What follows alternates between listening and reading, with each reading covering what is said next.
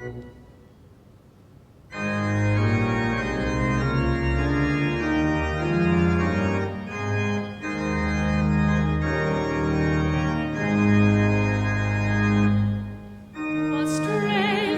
oh, let us rejoice, for we are young and free, with golden soil and a well for toil. Our home is girt by sea. Our land abounds in nature's gifts of beauty, rich and rare. In history's page, let every stage advance Australia fair. In joyful strains, and let us sing, advance Australia fair.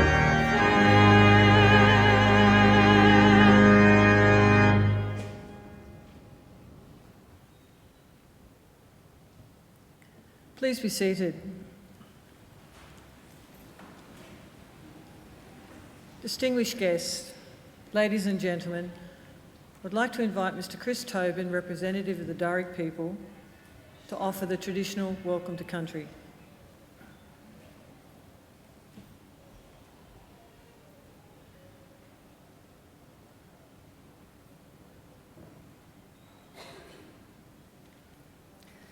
Thank you. Warame everyone. Hello. Nalawa, welcome to the lands of the Wallamedigal. I belong to one of the local Aboriginal families of the Darug people, the traditional custodians over this part of the country. I wish to firstly pay my respects to the country and its people, and to thank the university for their acknowledgement of us and the invitation to welcome you here this afternoon. That acknowledgement is important for our people and much appreciated. My family, in fact, descend from Yarramundi, a respected elder and cleverman of the Burrabrongal clan during the early years of colonisation. He saw that our survival in this new world could best be secured if we could learn more about it, and so he enrolled his daughter, Bulungari, or Maria, into the Native Institute, a school set up by Governor Macquarie in 1815, offering formal education to Aboriginal children. Maria studied there for several years and used her newly acquired skills to lobby and eventually secure some land for herself and her family out along the Richmond Road. Other Aboriginal families soon joined them and became known as the Blackstown, where the present-day city of Blacktown gets its name from. We are very proud of her, as I'm sure your families are of you here today. And with good reason. Your success is our success. Your advancement, our advancement. Now, that was probably better understood in traditional times when camp groups were smaller and clans abided by strict sharing laws, which meant that the food that you caught and brought back was distributed throughout the rest of the camp. Your skills and good fortune were thus enjoyed by all. Your efforts literally nourished the rest of the community, and you in turn were looked after by them. Yes, we can live quite beautifully when we work together. Our Aboriginal ancestors certainly lived well in many respects, and I use occasions like this to offer them to yourselves as a model or a benchmark on how good to expect our lives today. You see, when Captain Cook arrived here a little over 200 years ago, he found not primitive societies, but ancient cultures. The people there he described as one of the happiest people he'd ever met. They owned nothing, he wrote, but the tools they carried. They were naked, made their shelters from the bark of trees without cutting them down, and harvested food from the earth without excessive tilling or clearing. There was no slavery, no rich and poor, and no homelessness.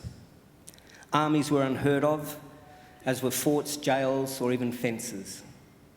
People cooperated to collect the resources that were needed, which were then, as I say, just shared out according to strict Aboriginal law.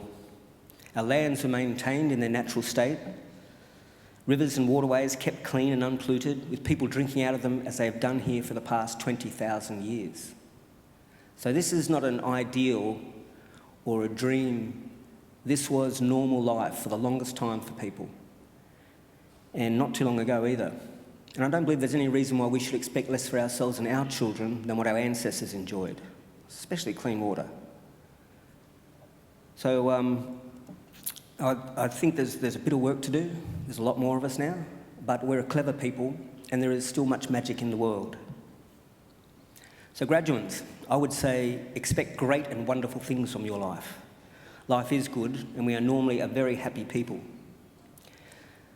Share your gifts with the rest of us, but keep following that beautiful spirit within you that got you this far, and I think together we'll be able to put together a world that we could be proud of and a future that is worthy of our children.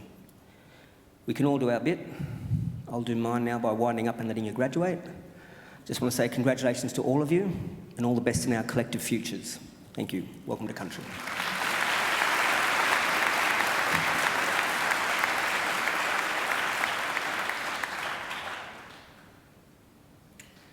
Ladies and gentlemen, I'm pleased to introduce the Deputy Vice-Chancellor of Research, Macquarie University, Professor Saki Pretorius.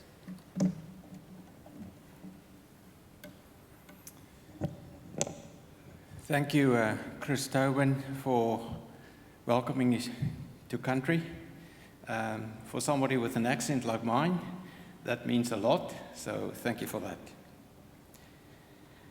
So ladies and gentlemen, families, friends, graduates, and also the young ones amongst us, you're all welcome here today. It is my distinct pleasure really to welcome you to this graduation ceremony. I hope this will be a very memorable and a very happy occasion for all of you. Today we are celebrating the achievements of those who are about to graduate. To graduate and to obtain a degree is not easy. You need to have intelligence, do it intelligently, smart. You have to have an inquiring mind, determination, perseverance, with the emphasis on perseverance. And you need to make many sacrifices. You have worked hard to achieve what you are about to achieve here today. You have the right to be really proud of what you have done. We at the university is equally proud of your achievements. We celebrate with you, even sometimes if it's not that visible to everybody. Today we also want to especially welcome those of you who are sitting behind our graduates and on the left here on the left-hand side of me. The fact that you have been invited here by one of the graduates means that you have played a significant role and you were one of the influences in their lives to make this achievement possible. So invited guests, congratulations and thank you for celebrating this occasion with us today. You graduates here today may not realize it, but you're about to participate in one of the oldest traditions and social rituals of Europe. If we were to pick a date, let's say 1500 AD, and look to see what are the social institutions that were around at that time, you will find only 60 such institutions. For example, the Roman Catholic Church, the Parliaments of England, Iceland, the Isle of Man. All the rest were universities. So yes, that's right. There are 50 universities in the world that have a history that you can trace back to more than 500 years and even older. And in every one of those 500 years, graduates like you have been donning gowns, just like the ones you are wearing here today, and participating in ceremonies just like this one. Macquarie, by comparison, is relatively young, but we have come a long way. We now have more than 170,000 graduates living in more than 142 countries. Macquarie is very modern and outward-looking. We are regarded as one of Australia's leading research-intensive universities and continually progressing and extending our research, course offerings, and our facilities. It is clear we are forward-looking and we're on the move. However, Some of the things we all value so much at Macquarie will not change. For example, the friendliness of our staff and students that visitors notice and often comment upon will continue.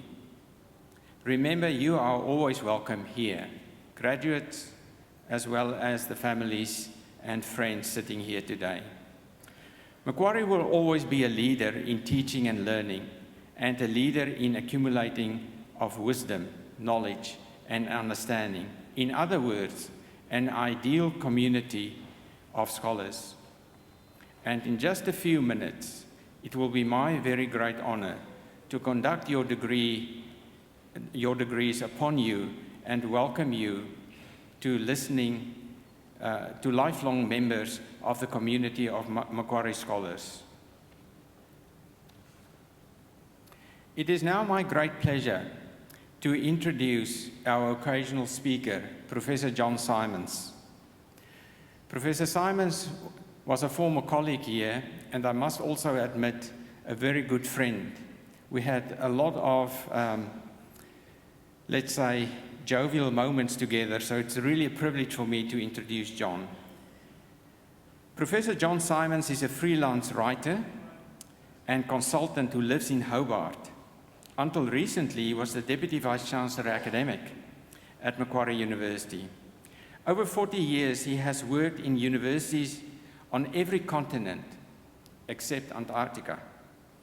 And he has done every academic job, from part-time lecturer to acting Vice-Chancellor at some point or other. He has written or edited some 20 academic books and numerous articles, and for the past 20 years, he has specialized in the history of human-animal relations. Yes, you've heard me right, human-animal relations, and especially display of exotic animals in Victorian England. He is currently writing Obish, a biography of a hippo who lived in the London Zoo in the mid-19th century, and that was a good friend of Queen Victoria.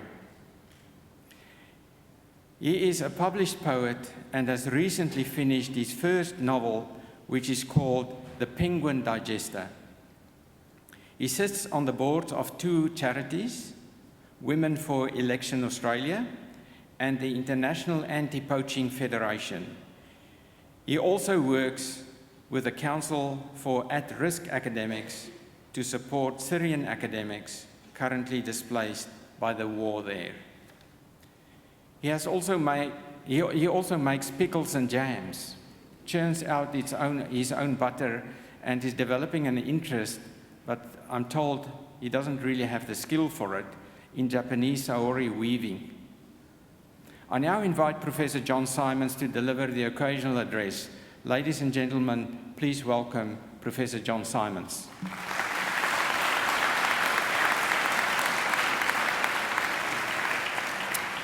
Well, Deputy Vice-Chancellor Chris Tobin, representing the Darug people, colleagues, former colleagues I guess I'd say, from Macquarie University, guests and graduands.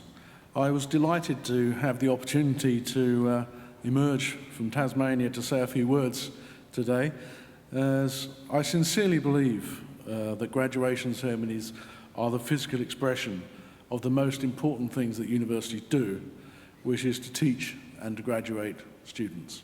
And I'll come back to that a little bit later. In the meantime, I wanted to think about the nature of the occasional address at graduation ceremonies.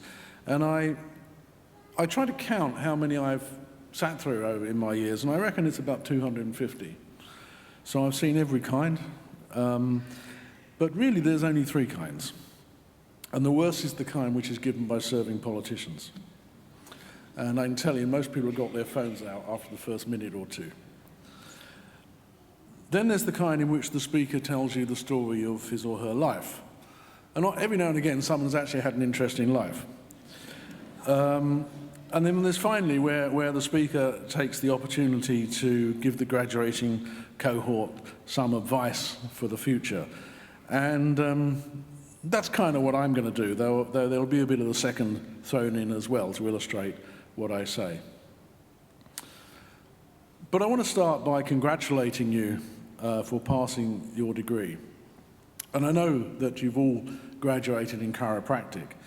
And whatever the newspapers may tell you, the evidence still suggests that being a graduate is still a very good start in your career.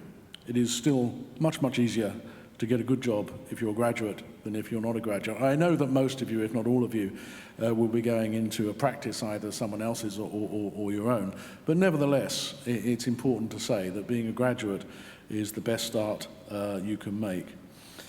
And I'm reminded of in thinking about what it means to be a graduate in your particular discipline, of the American philosopher John Rawls, who many years ago, and I'm not directly quoting him, I'm just paraphrasing what he said, said that really there are two kinds of students in universities. There are students who are happy about the world, and there are students who are unhappy about the world. And he said that students who are happy about the world are found in the business school, and students who are unhappy with the world are found in the arts faculty. But I would say that actually you also are probably in the group of people who are unhappy about the world, because you presumably have identified that there is a real problem with discomfort and pain caused by musculoskeletal disorders, and particularly back pain, and you want to fix it.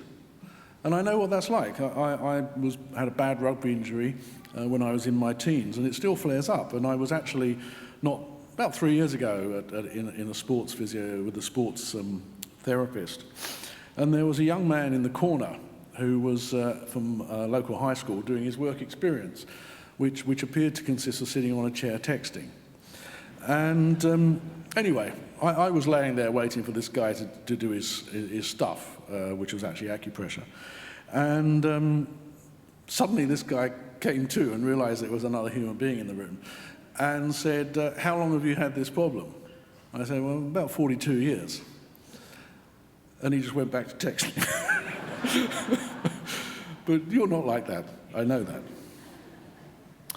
So basically you've done the hard part. You've got your degree, and I know that this is not an easy degree to get either. I mean, when I worked at the university, I had some connections with the chiropractic department and its academic programs, and I know that this is not an easy degree. Well, no degree is easy to get, but this, you've done pretty well to get where you've got to. So now I'm going to give you some advice, which you can either take or not. And the first piece of advice I'm going to give you is have a plan, but don't make it a detailed one. Planning is actually a much overrated activity, but you still got to do it. But the main thing is to navigate your plan with a compass and not with a map. And think about what that means in terms of general direction and not specific routes. That's really, really, really important, because otherwise you'll just miss interesting opportunities along the way. Now, my own plan, because when I left school, I gave work a try, and that lasted about a year, and I thought I'd be much better off in universities. So my first plan was to stay in universities for as long as I could, and I managed that pretty successfully, actually, 42 years. And when I first went in, I mean, I'm English, as you can probably hear, only about 3 or 4% of school leavers went to university in my day. And no one in my family had ever been to university before, or indeed no one had actually ever stayed at school beyond the age of 14. So it was a sort of new thing to happen. But I kind of managed that, and the next point was to get a job, and after that was don't get fired. And as the Deputy Vice-Chancellor said, I've done a lot of different jobs in universities, but I can honestly say that during all that time, I've hugely enjoyed doing what I do, and it hasn't really felt like work at all, which is just as well, because I'm not actually very keen on work. And a few years ago, I was at a retirement dinner for a Vice-Chancellor from another university who had held some very, very senior jobs in the corporate environment before he became a Vice-Chancellor for the last 5 or 6 years of his career. And he said a rather wonderful thing, which was this, that when he looked back on his whole career, being a Vice-Chancellor was the best thing he ever did. The reason being was that every day when he went to work, he knew that he'd be doing something good. And I was immensely privileged to have that feeling for many years, and contributed to the great work which is done by the people sitting behind me and elsewhere around the university. But when I started out, getting a job wasn't easy. In my field, and this is, the world has changed somewhat. I mean, my field is, original field is English literature, although I'm now working on animals. Can you imagine that was the most popular degree subject 40 years ago? There are over 100 applications for every job. And I was advised by the University Careers Advisor, to have a plan B. But it seemed to me that even if there were 100 candidates for every job, someone still had to get the job, and I didn't see why that shouldn't be me. And this is how it's turned out. But it was many years later, when I was reflecting on that I realised that not everyone would come to that conclusion. That just because there's 100 people for a job, that doesn't mean you're not going to be the one that gets it. That's not actually a thing that everybody thinks. But I didn't realise that at the time. So try to keep that in mind. Don't be daunted. Don't be daunted. I mean, don't be arrogant, but don't be daunted either. And once you've got your plan, believe in your capacity to fill it. You have to be realistic. You've got to be prepared to work for it. And my advice is spend the first half of your career trying to persuade people that you're cleverer than you are, and the second half of your career trying to persuade people that you're not so clever as you are. That's still been very good stead. And I'd also like to suggest, going back to the map and not the compass, not to think about things like by the time I'm 30 or by the time I'm 40 I'll be doing this or I'll have achieved that. If you do that, you'll probably be disappointed and you will miss opportunities. Just commit to the thing that's right for you and try and go as far as you can. Say yes to things. Be kind, be optimistic, and take risks. And just nearly 9 years ago now, I was sitting at my desk in England, looking out the window in the way that I do, when the phone rang and someone asked me if I'd heard of Macquarie University. And without thinking, I said, yeah, it's one of the best universities in Australia. And this was a good answer, because the person was actually the headhunter who was phoning me up to see if I'd like to come to work at Macquarie. But I've often reflected on that, because I didn't really know much about Australian higher education, yet something Macquarie was doing had kind of reached me, and I knew that this was a pretty good university that I would enjoy working on. It was a big risk to come to Australia, give up everything, sell off everything, all that sort of stuff. But I've never regretted it for a second.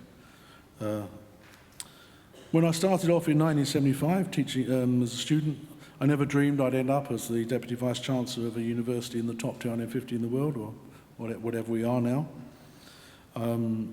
There was some challenges on the way, but I'm still learning, even now.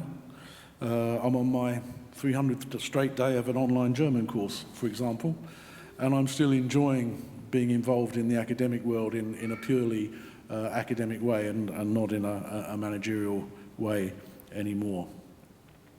And it was coming to the last part of the plan, deciding to retire, was in a way the hardest bit of all. It was just as hard to decide to retire as to try to decide to get a job in the first place. But again, it's not something that I can say I've ever regretted. And this leads me now to finish. Universities, in my view, are special places, and they have what I believe is a unique feature. And this is it. Everyone in a university is an equal member of that university. There is a hierarchy, sure, I mean, there's a Vice-Chancellor at the top and there's the newest undergraduate at the bottom, you might say. But fundamentally, universities are communities of scholars sharing shared interests in the development and the promotion of learning. Over the next 5 years, there will be significant global competition offering degrees and other qualifications of high quality and value at low cost. And it will be very hard for universities like Macquarie, which have big infrastructures, to compete with them. But there will be a difference, and that is that those providers will be corporations and their students will be their customers. In my experience, and I hope it's your experience too, graduands, most students inhabit much richer relationships with their universities than can ever be captured by the word customer. And many universities don't deserve their students because of that. I think Macquarie University does. But we do need to remember it. Students place an enormous amount of trust in us. They give us money, or someone else's money, but even more so, they commit what should be the most productive and enjoyable years of their life to us. And we must be accountable for that. And we must make sure that we deserve that gift. And I think that at Macquarie, we've done pretty well at that. And we've managed to maintain a university which remembers that somewhere near the centre are our students. And to illustrate that, you're each about to cross the stage to receive your well-deserved degree. Now, the university was founded in 1964, and it was founded for one reason and one reason only. And that is for each of you, as an individual, will be here today to cross the stage. There is no other reason that this university was built, but for this very moment, for each of you. And there's no point in us being here if we don't remember that. So make what you will of what I've said, but whatever else, what you do make of it, please remember that you are a member of Macquarie University and will always be a member of Macquarie University, and that's something to value. Thanks very much, and good luck.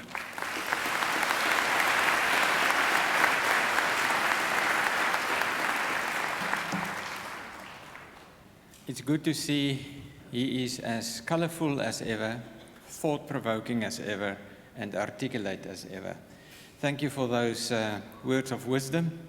What I've learned there, and that stands out for me, is that we should not overrate planning, not using a roadmap, but rather a compass.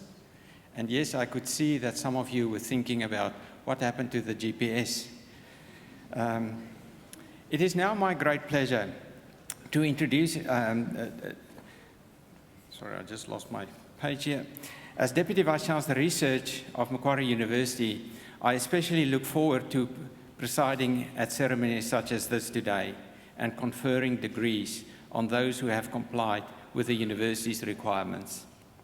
I now call on the Registrar, Dr. Deirdre Anderson, to formally certify the eligibility of those who have met the requirements for these awards.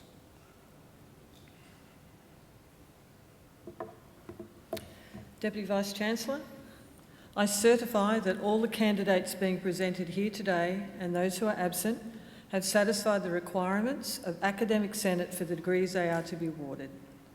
Would all candidates for admission to degrees please stand?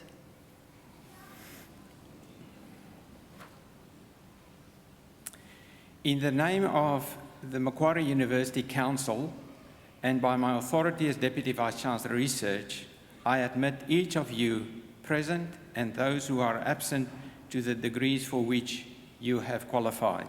Congratulations.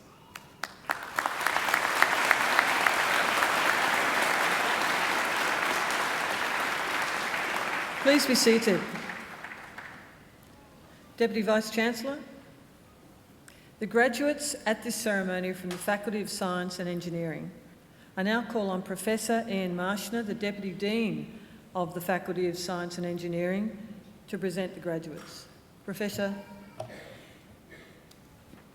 Deputy Vice-Chancellor, the graduates at this ceremony are from the Faculty of Science and Engineering. This faculty teaches courses and conducts research about people and our physical environment. It is home to a number of internationally recognised research centres. It has close links with industry and is building firm future partnerships, especially with companies located nearby in Macquarie Park. This ceremony includes graduates from the discipline of Chiropractic.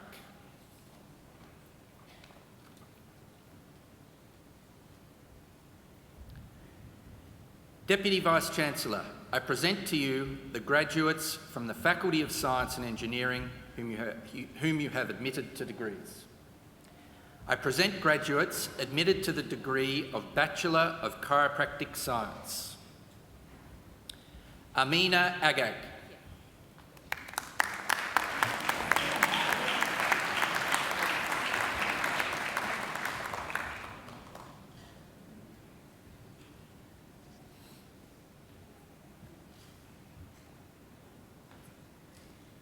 Nuria Nicole Abieto Wamani.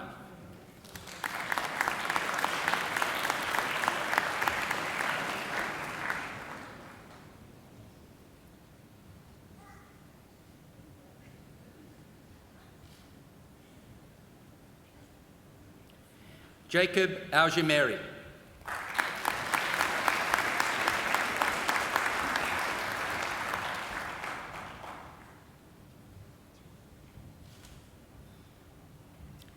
Andrew Richard Bacon.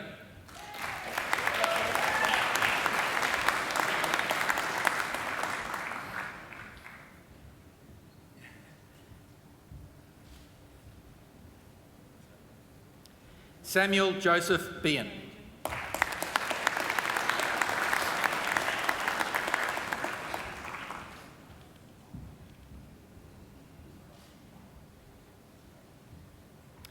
Vincent Cho.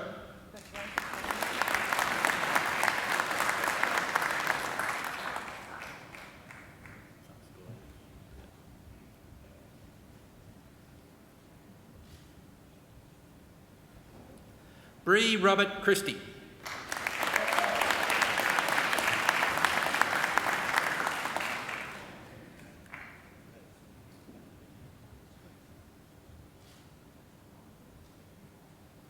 Jessica Conran.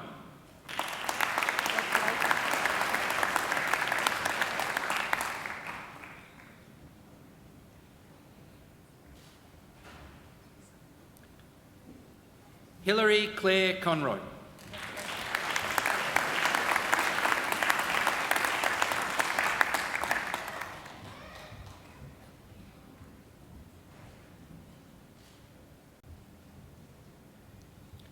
Ahmed Abdi Dahir.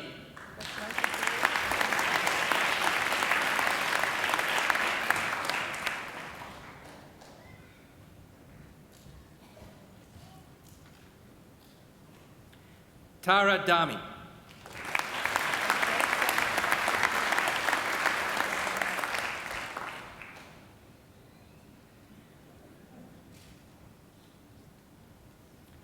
Nico Angelo Ebelan.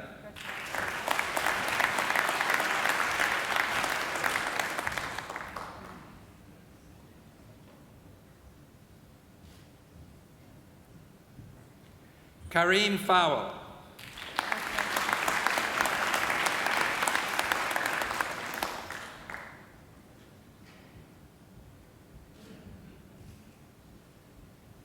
Guy Anthony Finch.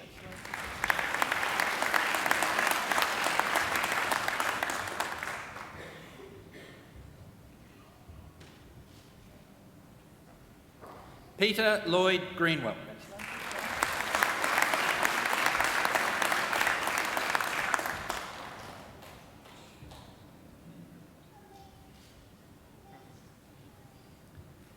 Fadi Harbenboo.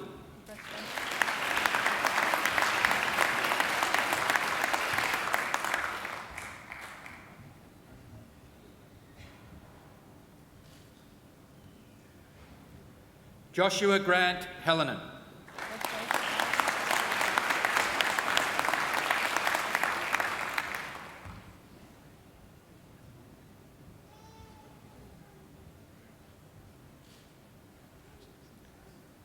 Samuel Thomas Hayes.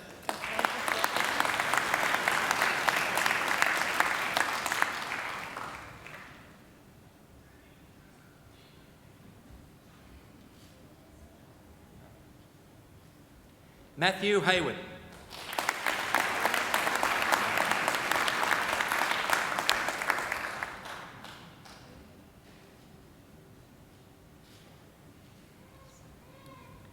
Dane Colin Horn.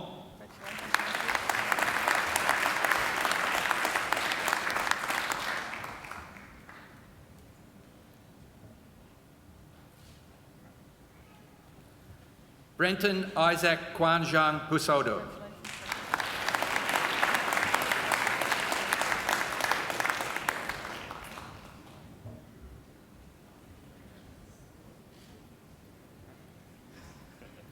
Youssef Karbalan.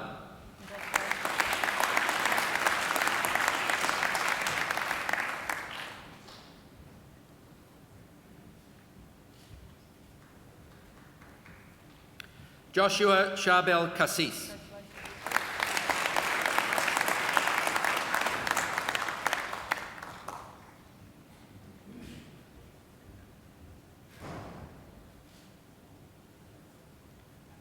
Lisa Marie Kitchen.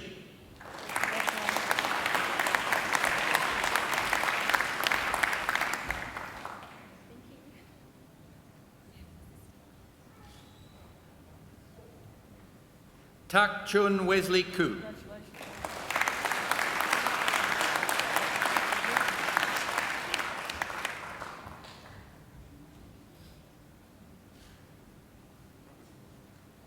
Healy Kwon.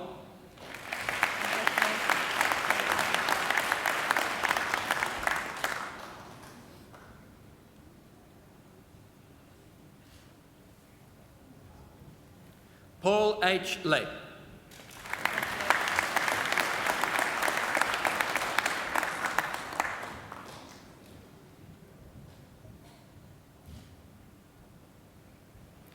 Eric Kun Byol Lee.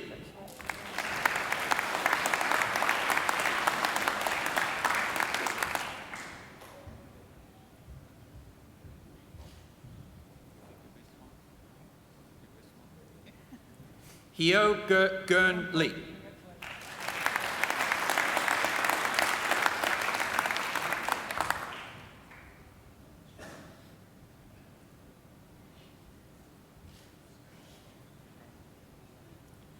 Remy Nicolette Leonard.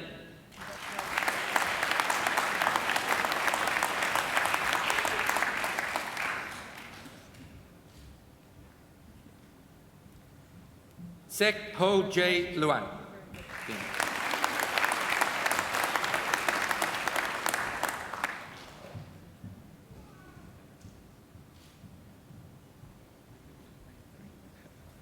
Jin Lim.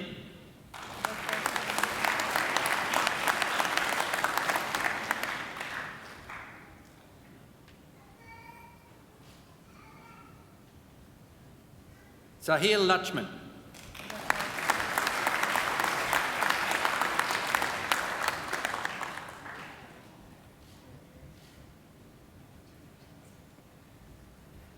Kan Tan Duong Lee.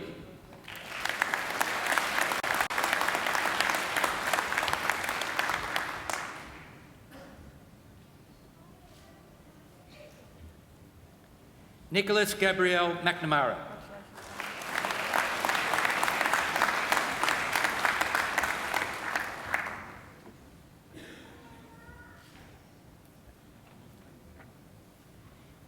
Emily Ellis Manners.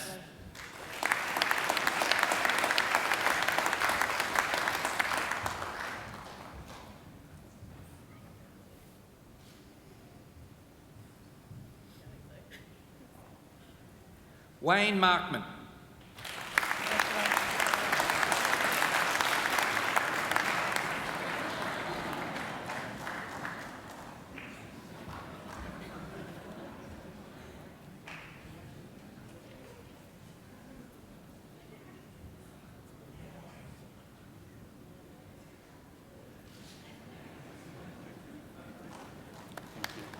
Atusa Masoodi.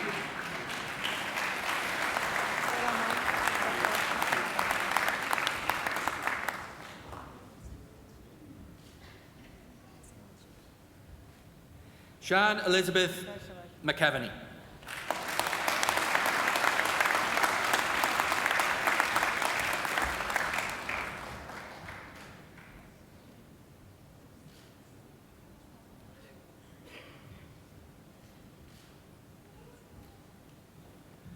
Ryo Miyoshi.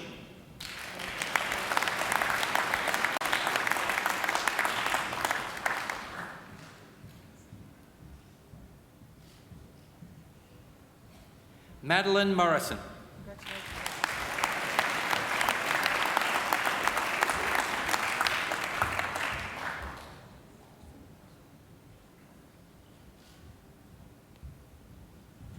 Lauren Mouchet.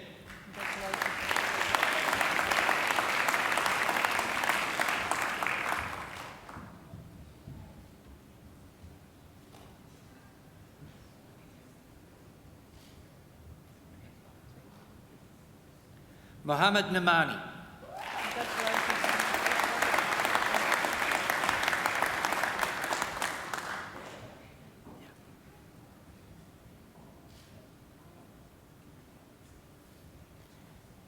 Jimmy Nguyen.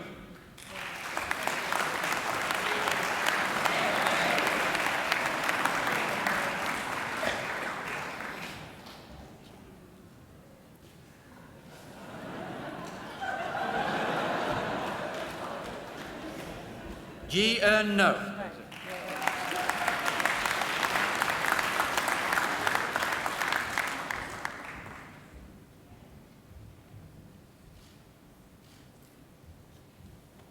Luke Nolan.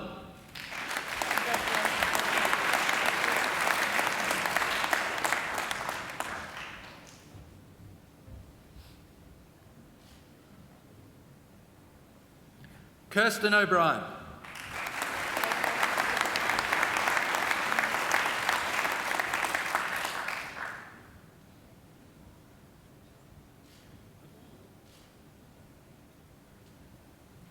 William Lewis Owen.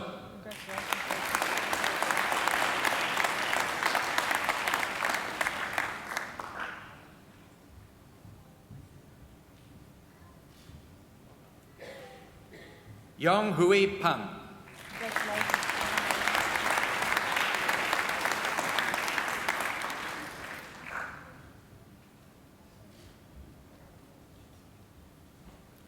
Alex Pucciarelli.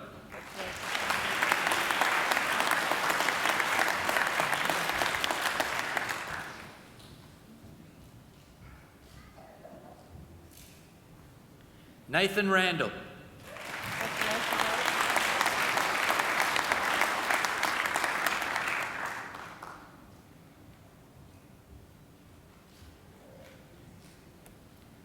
Carrie Alexandra Roberts.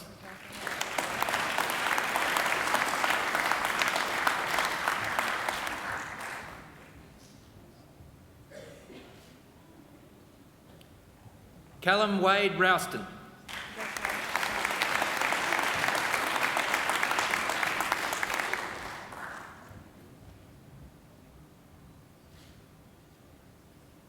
Mohammed Hussam Shami.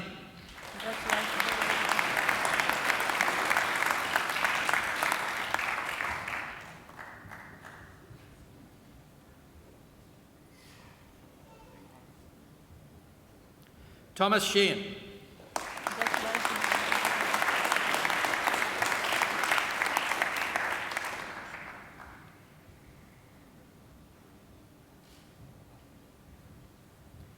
Isabella Sulan Schön.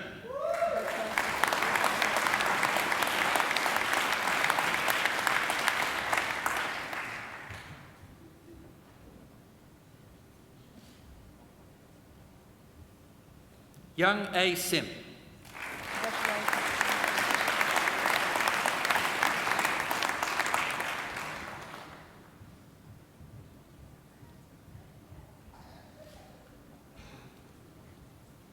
Danielle Simonet.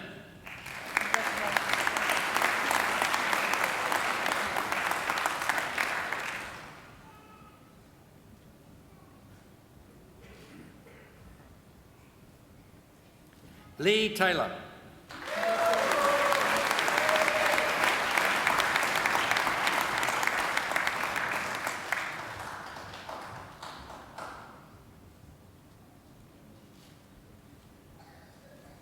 Olivia Rose Thompson.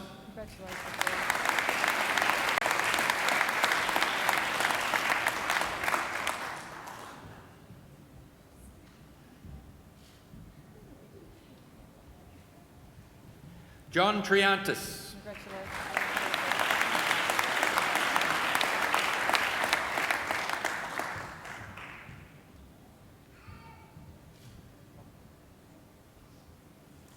Thomas James Waldy.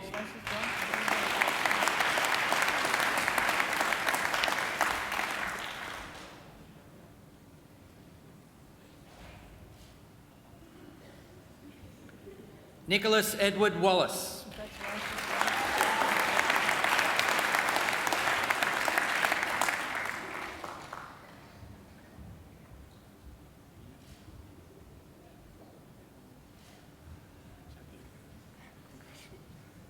Regan Wilson.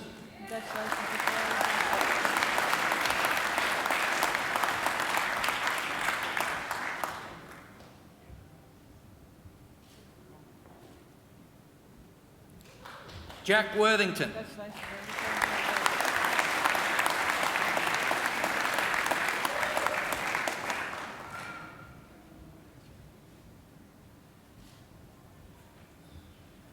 Ho Yat Howard Yee. Congratulations, Jack.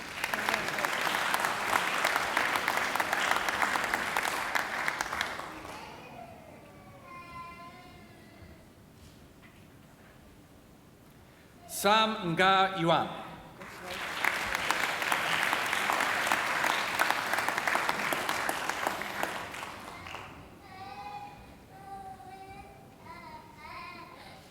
No, let him stay.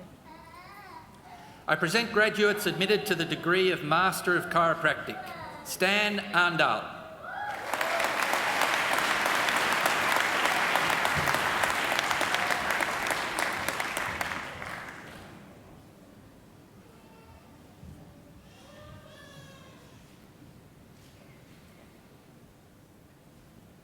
Peter Anderson.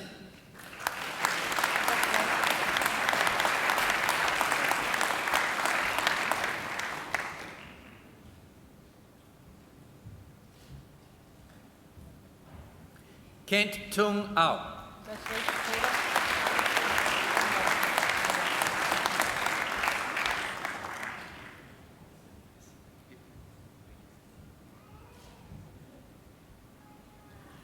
Maya Baheshti.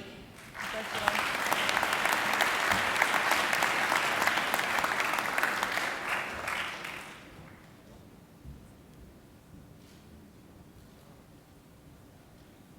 Scott Besant.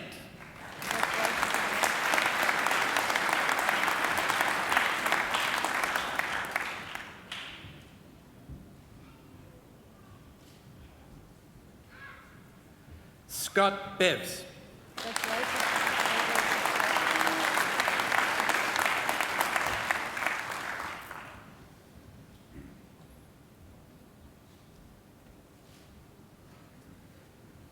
Michael John Binney.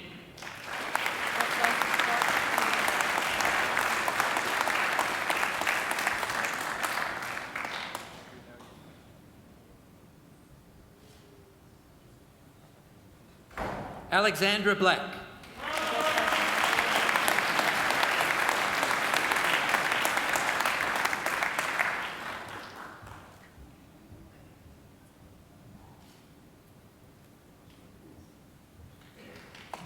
Kira Lee Burns.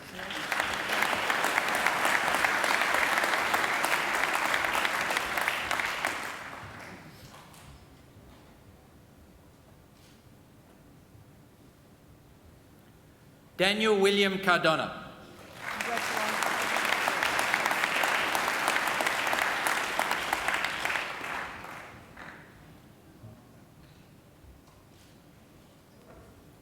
Angelo Luca Campanella.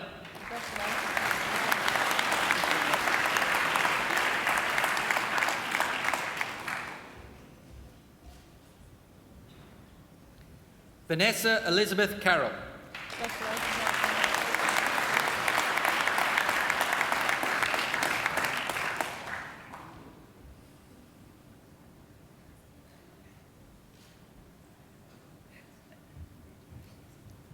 Cameron Benjamin Champion.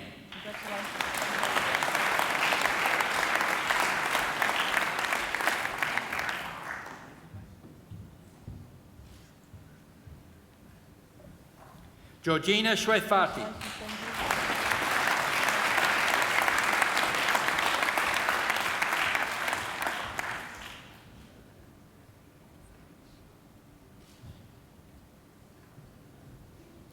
Ria Chowdhury.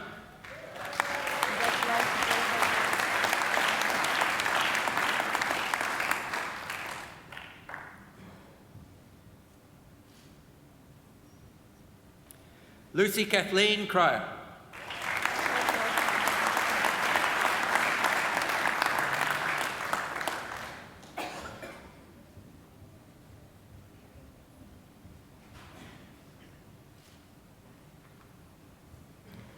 Natalie Isabel Derone.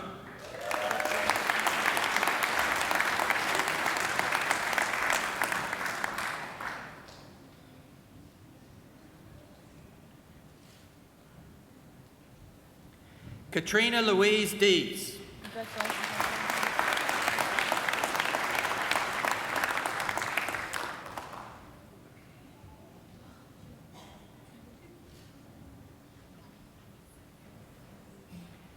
Emma Jane Edwards.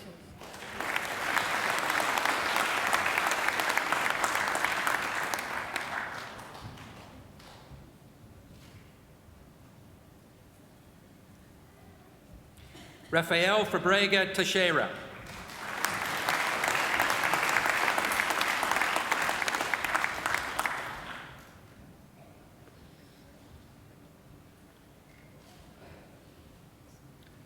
Louis Feng.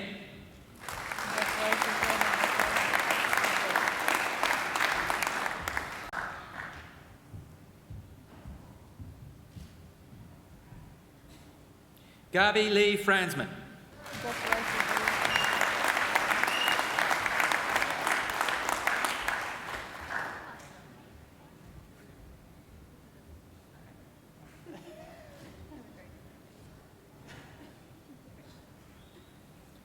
James William Fulcher.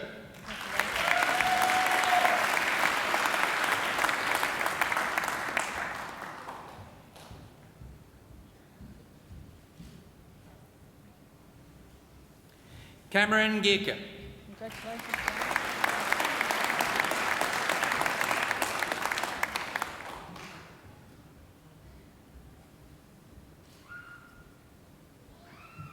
Sydney Gwens.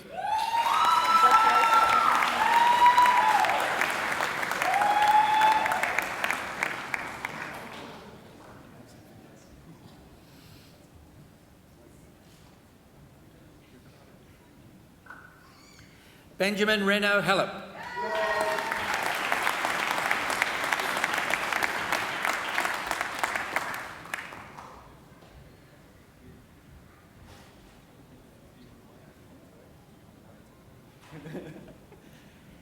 David Hahn.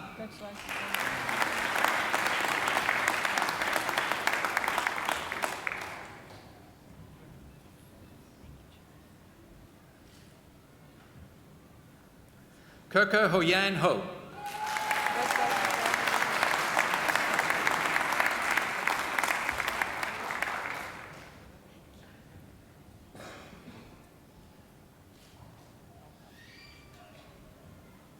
Simon Haristov.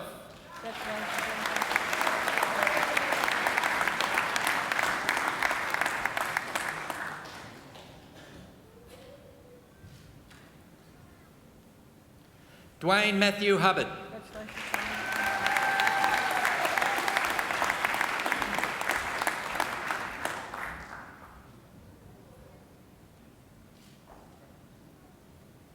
Christina Jung.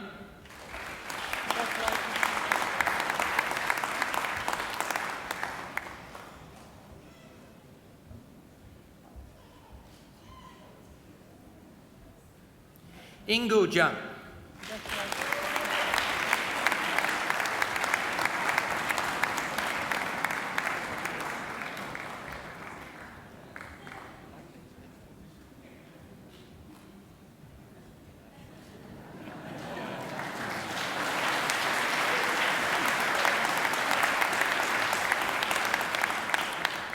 Mitchell Ronald Kelly.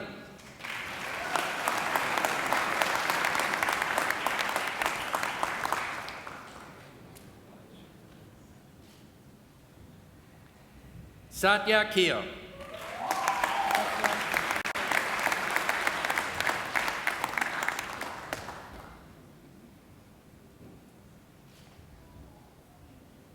Benjamin John Koo.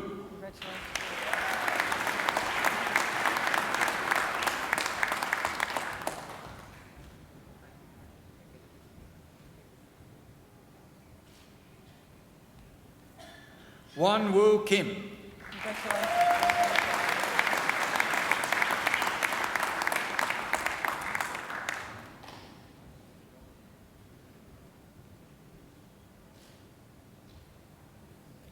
Robin Falk Dario Curler.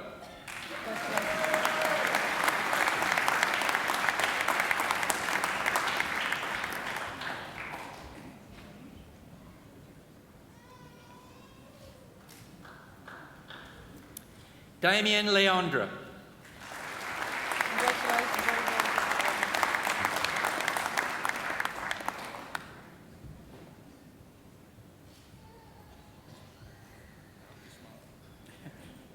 Leon Lapman Learn.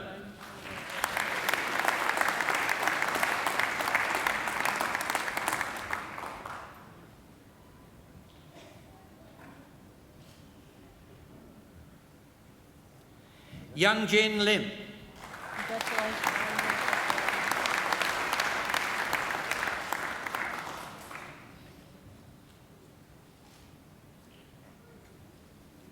Christopher Matthew McDonald.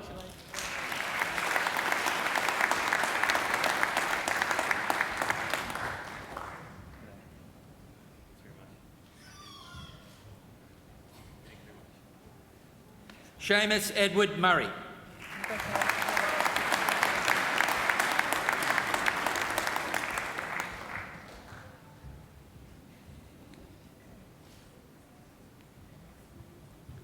Nazarene Nakul.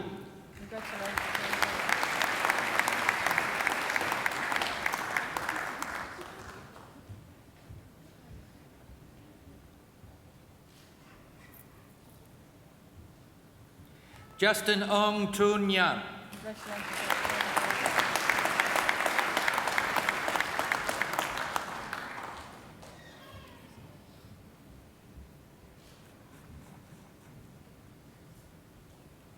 Rachel Osler.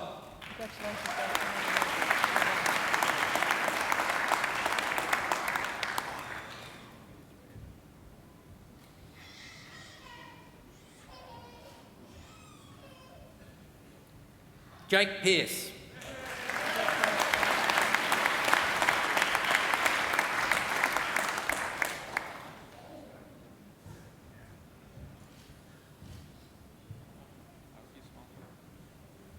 Jonathan Perry.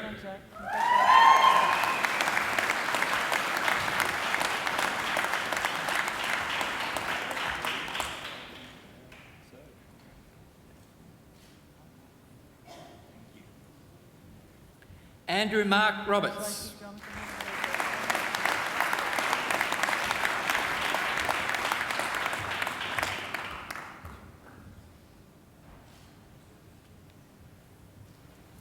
Veronica Schroeder.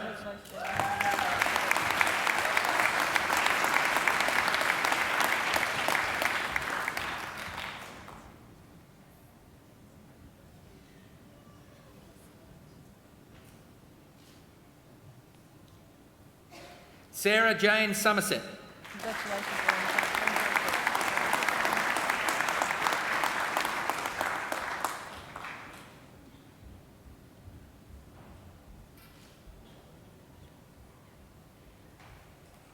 Mandy Jane Stafford Smith.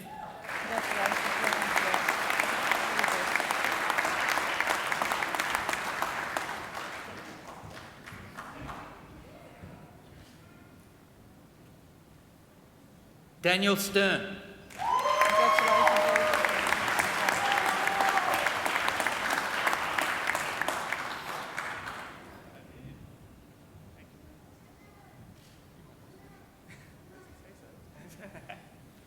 Helen Sue.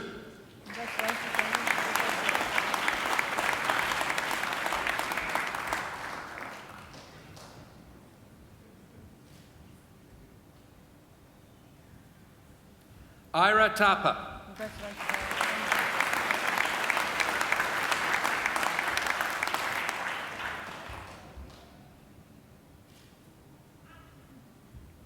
Stephen Tran.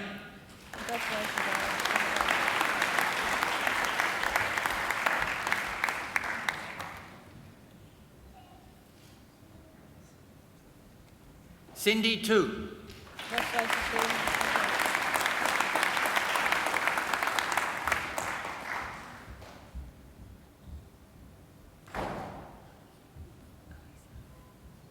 Elisa Wilcox.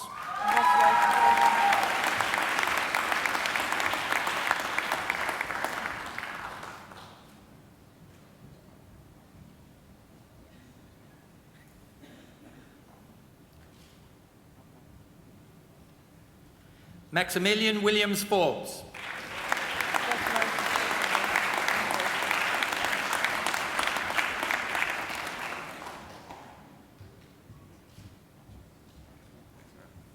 Athali Wong.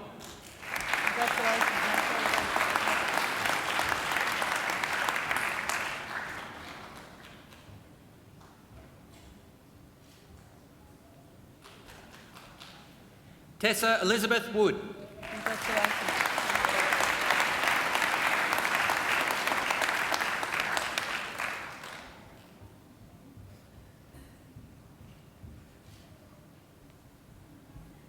Samuel Woods.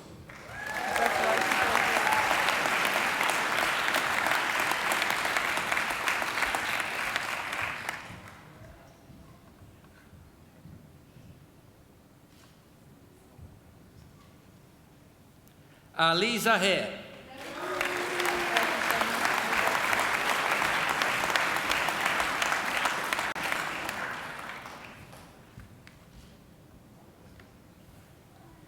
Jiafu Jern.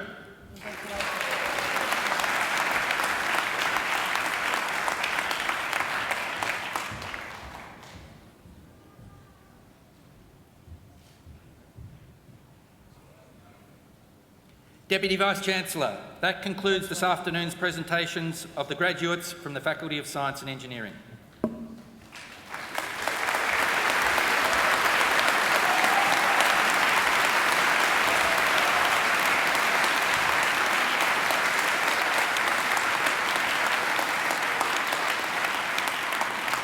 Deputy Vice-Chancellor, I now call on Miss Veronica Schroeder, who's graduating today with a Master of Chiropractic, to speak on behalf of the graduating group. Ms. Schroeder.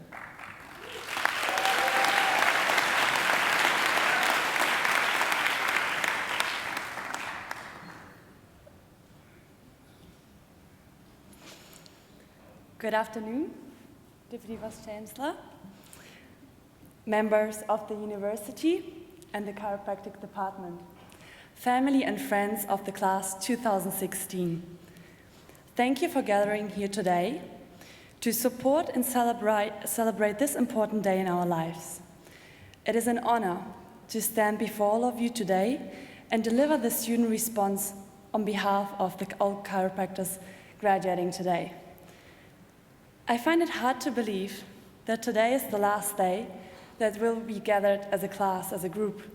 No more lectures, tutorials, OCAs, beloved radiology exams, all-nighters, and end-of-the-year celebration at Angelo's. I would like to dedicate this speech to my lovely family, who enabled my studies so far away from home, and especially to my mom, who traveled across the world to be here with me today.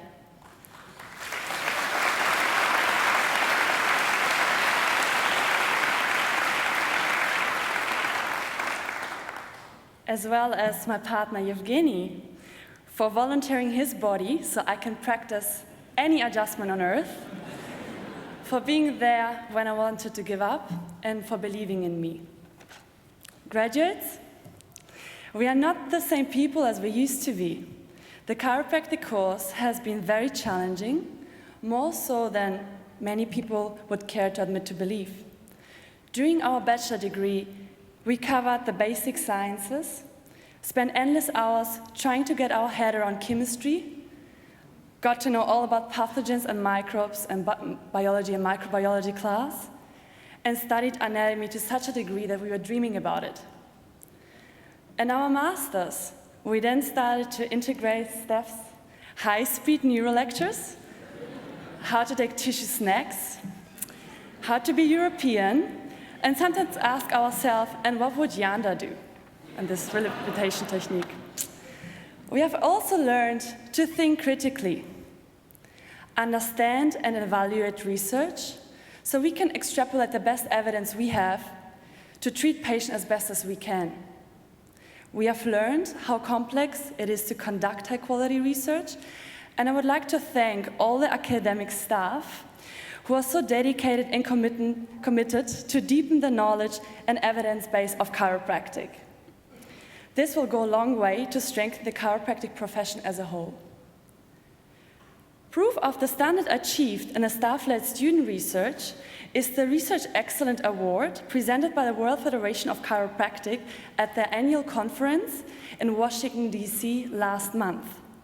This award was presented to the student research project led by Dr. Ben Brown and Professor Peter Tuschen. The paper from this work has been accepted for publication in an international journal, JMPT, thanks to the commitment and the support of the department. This is the best way to encourage new graduates to undertake and commit to further research.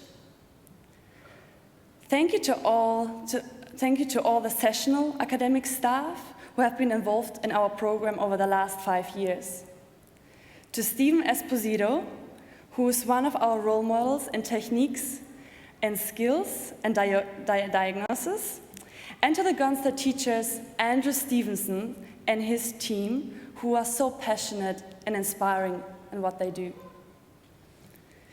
The teaching of chiropractic techniques is especially valued by all graduates in order to be work-ready when we leave. We have also learned to be disciplined, compassionate, and skilled chiropractors. I'm truly inspired to have met so many great people in this course, and I can say that I have made friends for life. To my class colleagues, I would like to personally, and on behalf of our year, extend sincere thanks to Robin Köhler, who has been so selfless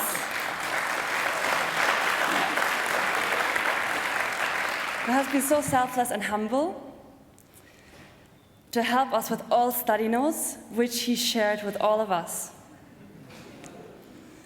I have my deepest respect for Dwayne and Elise, who managed to complete this most demanding course by having 5 kids at home, and Simon Histoff and Dan Shakespeare, who even managed to become dads during these intense times.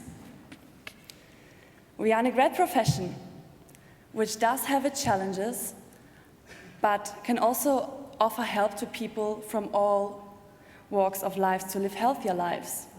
Not only have we learned how to restore function and help the spine and the nervous system to work better, but we have also learned how to empower people through education, exercise advice, and how to make healthy lifestyle choices. I'm convinced that we have chosen this profession so we can help people with our hands and our knowledge. I'm excited about the future because I think the best is still to come.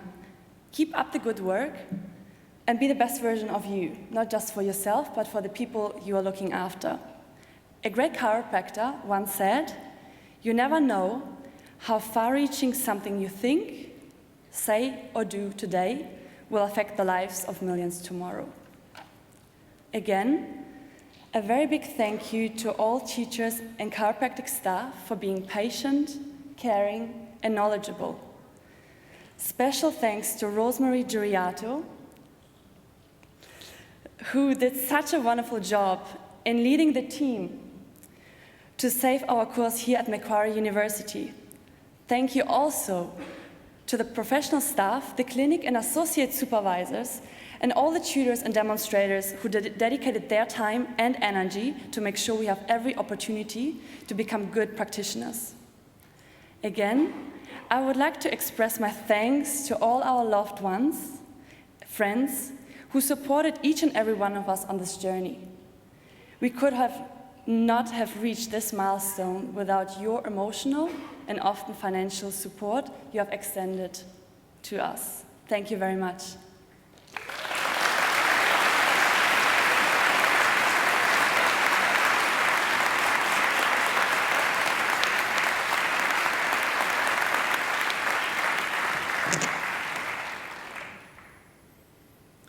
Veronica, thank you very much for that very interesting response and also mentioning a few people in the crowd. I think if you had more time, you would mention a lot more. I'd also like to special word of welcome also for those who traveled far to come and join us here today. So congratulations. Congratulations to all of you and also your family and your friends that were supporting you when you were walking across the stage today. So thank you very much. It's not only what you have said, it's also how you have said it. We could really feel your enthusiasm for the future, and that actually is very inspiring. Thank you.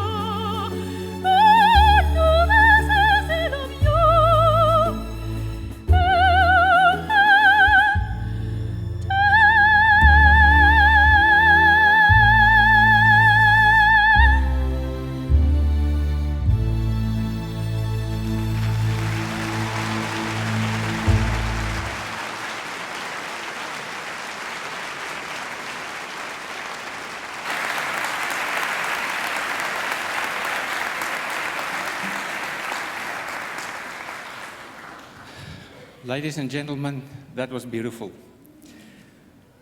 If you want to hear that again, you'll have to come back for another degree.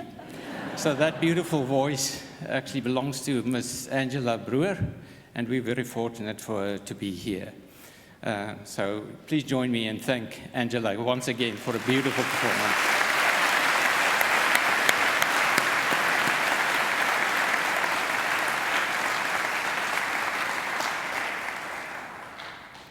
Please also join me in thanking our musicians on the organ, Dr. James Forsyth.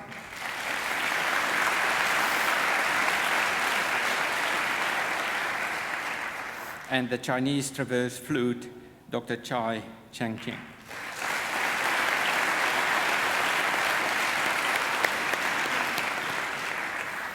We would also like to take this opportunity to acknowledge and thank the representatives of our alumni community who have come today and to help us celebrate this occasion, and with such loyalty and with such dedication. So thank you very much.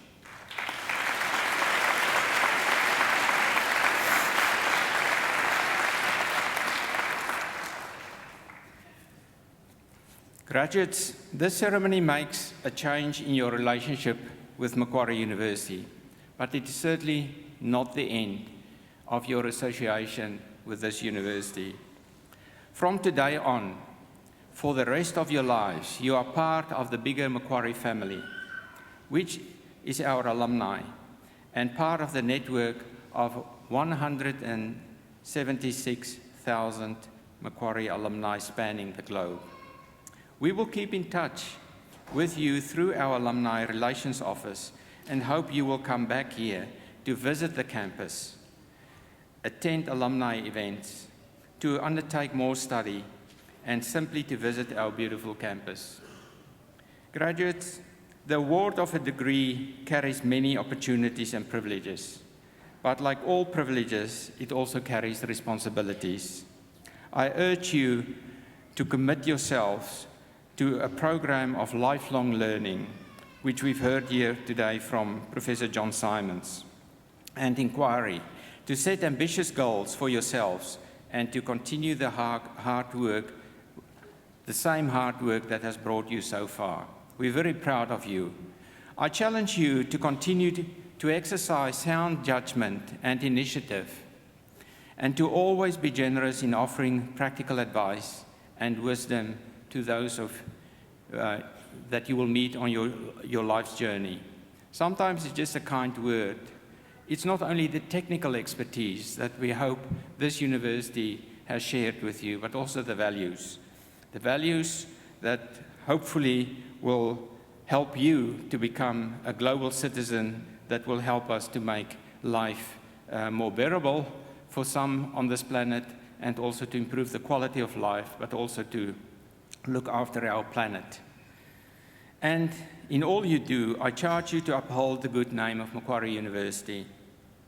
I also hope that you will always remember the people who have helped you along the way, many of whom are here today. So to acknowledge their contribution and thank them for it, I'm going to ask you one last thing to do. First, I would like all the new graduates to please stand. I now want you to turn around and put your testaments on the seat and free your hands. Now I want you to look at your family and friends, if you can see them, and give them a mighty round of applause.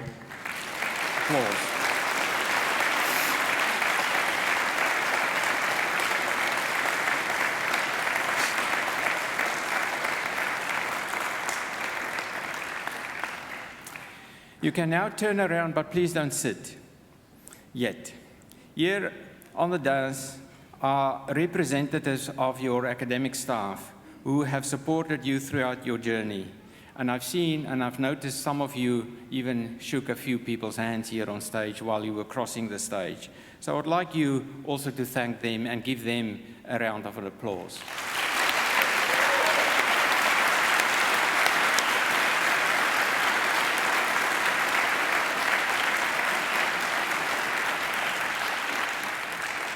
Please be seated.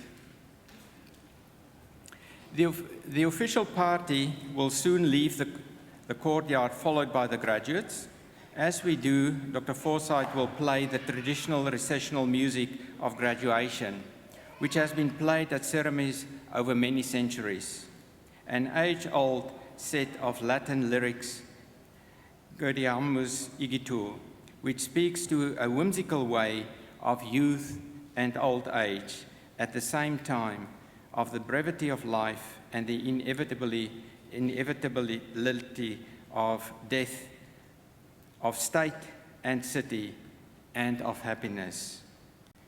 Gaudeamus Igitur, let's therefore rejoice once again.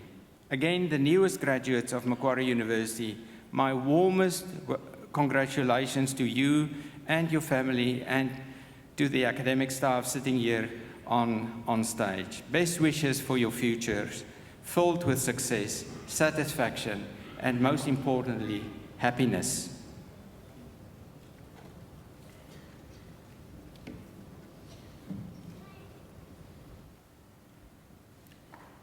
The official party will now leave the graduation halls through the centre aisle and will be followed by the graduates. Would you all please stand and remain standing until the last graduates have been processed out?